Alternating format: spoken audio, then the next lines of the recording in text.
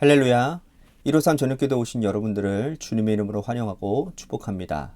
오늘도 귀하고 복된 이 저녁 시간 하나님께서 우리 가운데 신실하게 일하심을 목도하는 그런 은혜가 있게 되기를 간절히 소망하겠습니다. 먼저 하나님의 말씀 봅니다.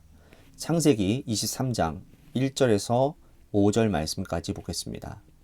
창세기 23장 1절에서 5절 말씀입니다. 우리 같이 한 목소리로 다 함께 봉독하겠습니다. 시작. 사라가 127세를 살았으니 이것이 곧 사라가 누린 횟수라. 사라가 가나안 땅 헤브론 곧 기랏 아르바에서 죽음에 아브라함이 들어가서 사라를 위하여 슬퍼하며 애통하다가 그 시신 앞에서 일어나 나가서 헷 족속에게 말하 이르되 나는 당신들 중에 나그네요 거류하는 자이니 당신 중에서 내게 매장할 소유지를 주어 내가 나의 죽은 자를 내 앞에서 내어다가 장사하게 하시오. 헷 족속이 아브라함에게 대답하여 이르되 내 주여 들으소서. 당신은 우리 가운데 있는 하나님이 세우신 지도자이시니 우리 묘실 중에서 좋은 것을 택하여 당신의 죽은 자를 장사하소서. 우리 중에서 자기 묘실에 당신의 죽은 자 장사함을 금할 자가 없으리이다. 아멘.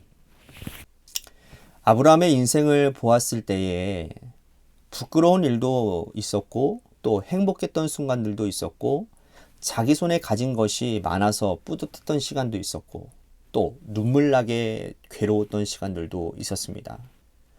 가장 부끄러웠던 시간이라고 한다면 이방인들에게 책망을 받았던 그 아브라함이었죠.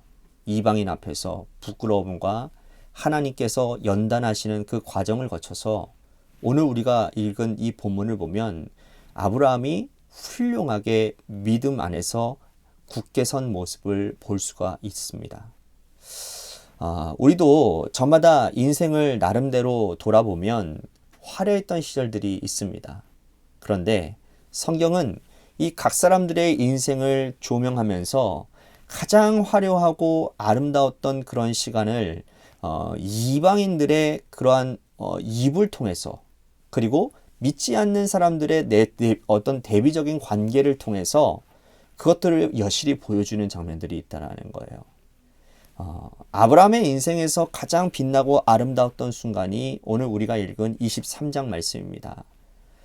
본문은 127세를 살았던 사라의 죽음으로 시작이 되죠.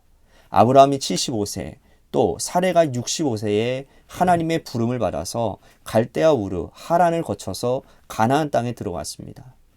65세에 와서 127세가 될 때까지 62년을 아브라함과 함께 그 땅에서 해로하고 어려웠던 시간들을 보내다가 이제 하나님 앞으로 간 거예요. 일상의 동반자를 잃은 아브라함, 그 사실도 슬픈데 아내를 장사할 만한 매장지가 없는 겁니다. 매장지를 얻고자 해서 이웃 족속인 헷 족속에게 갔어요. 내 아내가 죽었는데 매장지를 좀 얻고자 합니다. 그때 아브라함에게 헷 족속이 하는 말이 오늘 말씀에 나오죠. 5절 6절 말씀 보겠습니다. 헷 족속이 아브라함에게 대답하여 이르되 내 주여 들으소서. 당신은 우리 가운데 있는 하나님이 세우신 지도자이시이다. 우리 묘실 중에서 좋은 것을 택하여 당신의 죽은 자를 장사하소서. 우리 중에서 자기 묘실에 당신의 죽은 자 장사함을 금할 자가 없으리이다. 자, 이 말을 지금 누가 하고 있습니까? 헷 족속, 즉 이방인들이 하는 말이에요. 당신은 우리 가운데 하나님이 세우신 지도자입니다. 성경은 아브라함의 모습을 아주 세세하게 기록하고 있지는 않지만 이방인들에게 2번이나 크게 책망받은 이후에 그의 삶이 조금씩 변화되었음을 우리는 미루어 짐작할 수 있는 겁니다. 특별히 2번째 실수한 이후에 아비멜렉에게 다녀온 후로는 그가 완전히 달라진 인생을 주변 사람들에게 보여주었던 것 같아요. 그래서 헷 족속은 당신은 하나님이 세우신 지도자라고 말을 하는 것이죠. 이방인의 입을 통해서 그를 지도자라고 인정하고 있다는 겁니다. 이것은요, 그냥 결코 시간만 지난다고 되는 일이 아니에요. 아브라함이 그 땅에 와서 산 지 62년입니다. 62년의 이주 생활 가운데서 하나님을 믿는 자로서의 본을 보여줬고 또 그 삶을 통해서 하나님의 역사가 나타났고 또 주변 사람들과 나누어 살려고 했던 그의 모습을 보고는 이방인들이 고백하는 말이라는 거예요. 해족속은 또 이어서 이렇게 말을 합니다. 우리 중에 어떤 땅이든지 당신이 원하는 땅을 제가 지정하십시오. 우리가 그 땅을 주겠습니다. 염려하지 말고 그 땅을 택하십시오. 그 땅을 어느 땅을 택하든지 누가 금할 사람이 없습니다. 여러분, 이쯤 정도 되면 저 같으면 어떻게 할 것 같아요? 아유, 감사합니다 했을 텐데 아브라함은 그렇게 하지 않아요. 오히려 자기의 모습을 더 낮추는 모습을 보게 되어집니다. 9절 말씀 보세요. 그가 그의 밭머리에 있는 그의 막벨라 굴을 내게 주도록 하되 충분한 대가를 받고 그 굴을 내게 주어 당신들 중에서 매장할 소유지가 되게 하기를 원하노라 하매. 자, 막벨라 굴은 아브라함의 가족 묘지입니다. 이 막벨라 굴이 어느 한 밭 안에 속해 있는 그런 굴이에요. 근데 밭머리에 있는 막벨라 굴을 달라고 하는 겁니다. 자, 밭머리라고 하는 것은 뭐냐면 사람들의 출입이 잦은 곳을 얘기하는 겁니다. 그러니까 입구가 있으니까 그 넓은 밭 입구에 있어서 많은 사람들이 오고 가는 사람들의 발걸음이 많이 닿는 곳을 얘기하는 거예요. 그래서 매장지로서 그렇게 적합하지는 않은 곳입니다. 사람들의 발길이 자주 오가는 곳, 도굴의 위험성도 있고 또 그렇게 좋지 않은 매장지라는 것이죠. 구석 한적한 곳에 있는 매장지를 택하려고 할 텐데 아브라함은 밭머리에 있는 막벨라 굴을 달라고 하는 거예요.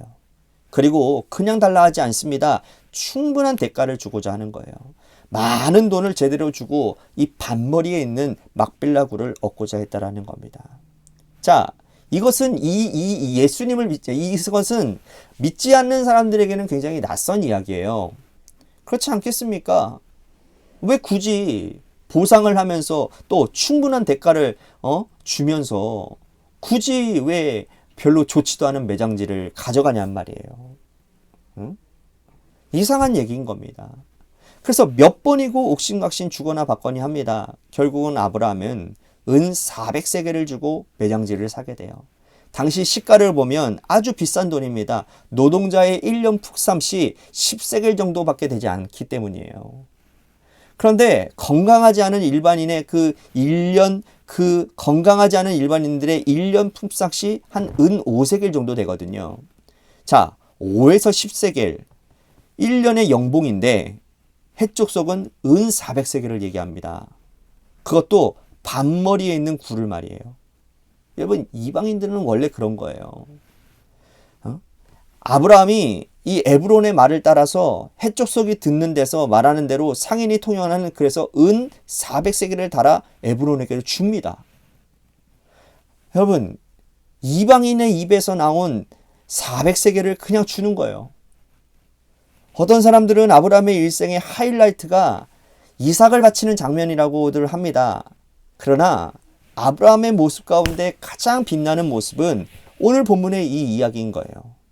불신자들에게 당신은 하나님이 세우신 지도자입니다 라는 칭송을 받는 모습, 또 이웃들과의 이방인들과의 그러한 관계 가운데서 이익을 취하지 아니하고 오히려 믿는 자로서 더 손해를 보는 모습, 그래서 오히려 하나님의 나라의 말씀과 복음이 더 전파되고자 애쓰는 모습, 이 모습이야말로 믿는 자의 본을 보여주는 모습이 아니겠는가라는 거예요.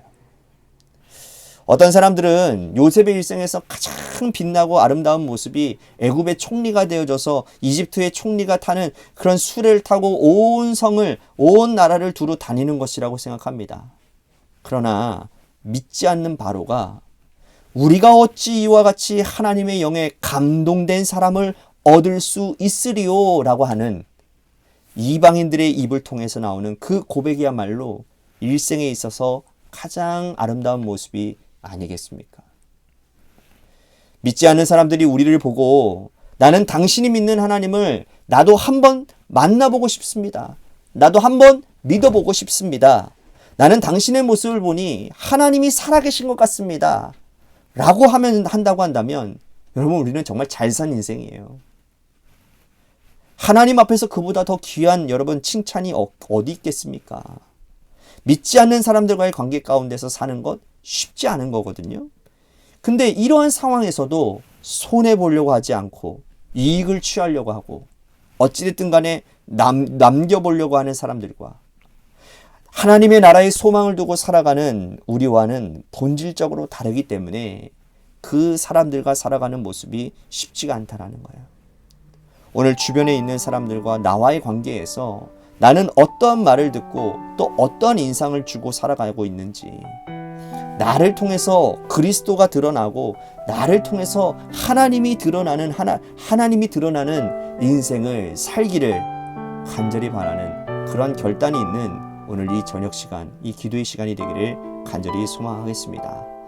하나님, 오늘 우리가 본이 되어지는 인생을 살기를 원합니다. 특히나 믿지 않는 자들에게 나를 통해서 하나님의 영광이 나타나고 나를 통해서 하나님이 어떠한 분이신지가 궁금하게 느껴지는 그런 본이 된 인생을 살아가도록 하나님 나를 인도해 주시옵소서.